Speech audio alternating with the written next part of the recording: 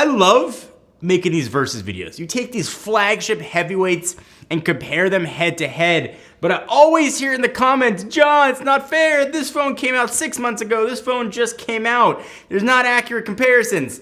This is as good as it gets for flagships. iPhone 15 Pro Max, S24 Ultra, and they came out just about 4 months apart. Let's put these heavyweights head to head in an AI, camera, build, everything else battle, and as always, I'm gonna declare a winner.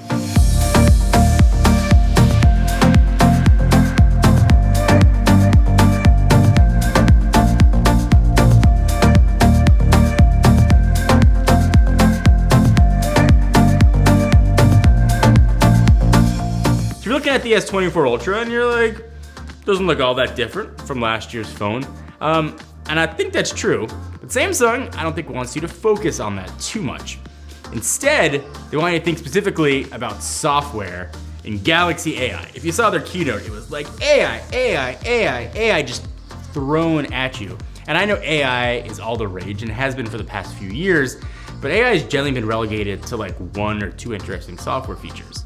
But Samsung is taking those 1 or 2 interesting software features and doing way more with it and actually giving you features and sort of utilities that I think are actually useful. So there's a bunch of AI happening here, and some of it is what Samsung did, some of it's what Qualcomm's done with their processor. Let me show you some of the 3 things that I thought were the coolest. Some of these things we've seen in Google standalone apps, but this is all built into the phone. If I'm in a website, for example, here I'm like reading about the RAMs, and I hold down either the home button or the bar at the bottom, hold it down. You can circle anything here, so I'll circle whatever, like the Rams logo, and it'll do a full search on it. It'll also work inside of the camera app as well, so I got like an old Anchor battery here. I'll turn this around, hold the button down, boop, circle it. So if you're out and you see something and you want to buy it, you can go ahead and do it. I could buy it right here from eBay for 32 bucks as an old battery. But it works really well. So let's go back to that same article. I'm in Samsung's browser here too. So here's about article on the Rams player. If I'm like, oh, it's so long, I don't want to read that, I just go ahead and click this little button on the bottom, little stars. And I can translate it to any language I want, which is pretty cool, but I can also summarize it. I will go ahead, read it for me, do some AI magic, and give me like a real quick summary on that article. It's a pretty helpful feature to have if you're trying to get through a bunch of articles. And there's a ton of other cool stuff in here too, but one of the other things that was pretty impressive was in Samsung's default audio recorder. And again, I know some of these features you can get as standalone apps, but if I'm recording something, so just testing this recording, seeing how it sounds, I don't know what I'm gonna say, but I just said something super cool. Hit stop, save it if you want to, I'm not gonna save it. If I go ahead and click it, hit play, it'll play it back obviously. But I can hit transcribe. I can change it into any language I want, which is pretty cool. Or I can transcribe it just in English. It'll go ahead and take a little bit of time, and it'll give me the full text of what I just said. There's a bunch more that can happen here, and you can duplicate some of these features with standalone apps from the Play Store, so not 100% unique, but it is nice to see them all built in to what Samsung's doing with the S24 Ultra. On the iPhone side, I know it's kind of an old joke, but we get this.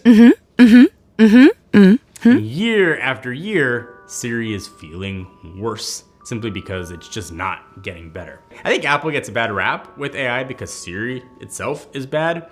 But with the iPhone 15 Pro Max, the latest version of iOS, there's a lot of AI features built into it. Things like searching images and getting results based on what is in that image. Being able to tap and hold on an image to extract stickers.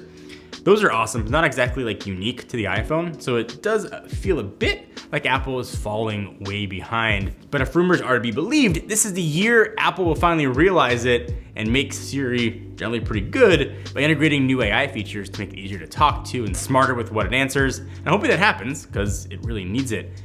But this is not a future video. I gotta evaluate the iPhone based on what it's doing right now. And from an AI standpoint, being able to make stickers does not hold a candle to all the amazing AI features that Samsung's got in the S24 Ultra. So these phones obviously have a lot of AI going on, some generative AI, but you shouldn't need AI for is to look your best, especially with Valentine's Day quickly approaching. And you can do all that thanks to this video sponsor Manscaped. If you've been looking at this beautiful beard. You're like, John, how did you get that beautiful gray beard so clean? I've actually been using the Beard Hedger Pro for now almost 7 months. I think it's the best for sort of adjusting lengths. If you want different lengths on the sides versus where the beard is, it works perfectly. Also, I charged it once like 3.5 months ago and I really have not charged it since. Thing works absolutely awesome. That's like, you can buy all the stuff individually. They got packages that put it all together. However you want to do it, Manscaped has you covered. So you got the Weed Whacker 2.0. It's for nose hair, but also works well in ears too. You got the Lawnmower 5.0 Ultra. Manscaped is known for making really high quality grooming products for men. If you want to look your best this Valentine's Day, got a link down below. When you go to check out, use code Rettinger. Not only will you get free shipping, you'll also get 20% off. So where Samsung is like very clearly leading with AI, Apple is clearly leading with design. Because you look at the S24 Ultra, there's like a lot of, I've seen that somewhere going on. The most obvious one probably is the build of the phone. So now both sides are made of titanium, similar to the iPhone. And this is not like a copy. I don't think Samsung saw what Apple did 4 months ago and was like, oh, we gotta change our whole design pipeline. These things were planned years in advance, but it's definitely very reminiscent of what Apple has here. I like titanium on the iPhone, like the titanium on the S24 Ultra. It helps the phone feel strong, lightweight at the same time. Another design change I'm pretty happy about is the flat screen. And I get it, curved screens, they feel better in the hand, but the flat screen is just way more practical. It's great to use. I'm really happy that Samsung finally made that choice with the S24 Ultra. When you're using S24 Ultra, you'll probably also notice that the glare you used to get is not there. They're using something called Gorilla Armor Glass. It can reduce the glare by 75%. It is like a tiny detail, but if you're in direct sunlight in a studio with a bunch of lights all around you, it actually makes a really nice difference. That aside, the phone is very familiar, and I've talked a lot about how I am a screen snob, and Samsung still makes the best screens in the industry. This one's just slightly better. It's got the integrated S Pen for taking notes, the frosted glass back. Again, very similar to phone as last year with some really solid tweaks. I would imagine S25 Ultra is gonna get a whole design change. What they've done here at the S24 Ultra is kind of tweaked and fine-tuned the design. I think they've got it to perfection. And that same formula, exactly what Apple did at the iPhone 15 Pro. Not really major design changes either, but tweaks here and there to make the phone feel a bit new, even if it isn't. Inside, the S24 Ultra is rocking the Snapdragon 8 Gen 3 for Galaxy, which is a beast and is helping power a lot of this AI stuff that's going on. For gaming, it's got a larger vapor chamber to keep temperatures down. It also has ray tracing enabled, so games look really good on mobile. And it's also very comparable benchmark-wise to the A17 Pro on the 15 Pro Max. And these two phones are blazing fast, and the processors enable the phone to tackle a ton. When it comes to processors, there's so much headroom with these phones. The moral is you'll never have to think about your processor. You'll never have to think of whether I can handle it, can handle the game, can handle multitasking, whatever you want to do. These processors are absolute beasts. On the S24 Ultra, you do have Wi-Fi 7 versus 6E on the iPhone. Somebody who just upgraded to Wi-Fi 7, that does make a difference. Biometrics, same story we've had for years. You've got a really good in-screen fingerprint reader on the S24 Ultra and less secure facial unlocking, whereas you've got really secure, very quick FaceID on the iPhone 15 Pro Max.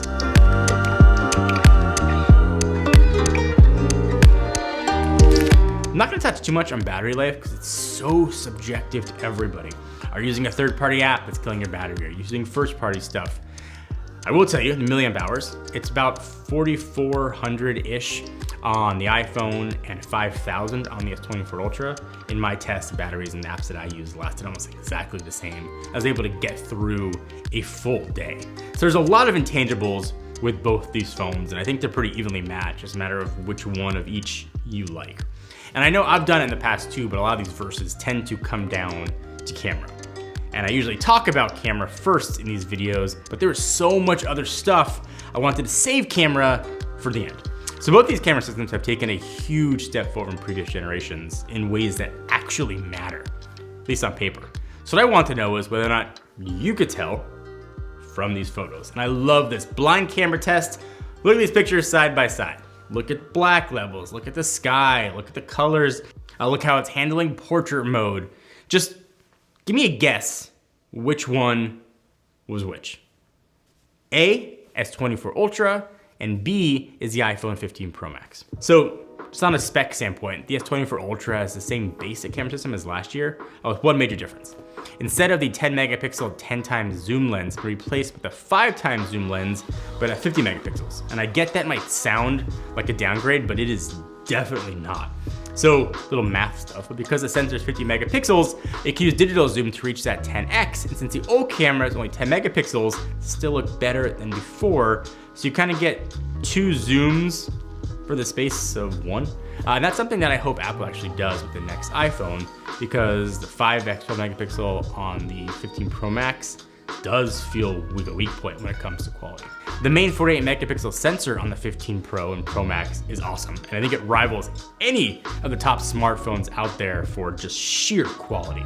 But again, Samsung is applying software and AI to the camera system with what they're calling Pro Visual Engine. I think a lot of this is on the Qualcomm side, but there's a suite of AI tools that hopefully make your photos better. It's gonna use AI for better space zoom, night photos. It can detect objects in the scene and help with HDR. These are things you shouldn't ever have to think about. They're working in the background to give you better images. When you look at these photos, you'll be able to tell they look really good. Apple does not have anything remotely close to these features, which is a place I think they really need to catch up on, and I imagine they probably will. The camera system is still really solid on the iPhone. The software that goes with it, though, is starting to fall behind, and the S24 Ultra really drives that point home. There's a lot to like about both these phones, and the elephant in the room, I think, is iOS versus Android, the whole ecosystem play. Are you in the walled garden? Are you out of the walled garden? I think there's less reasons now to be sort of fully engulfed in Apple's ecosystem. There's ways out. What Android's doing is getting better and better. People feel very passionate and get all up in their feelings about one or the other. But if both these phones are on a table and I gotta pick one to use for the next 12 months, I'm 100% picking up the S24 Ultra.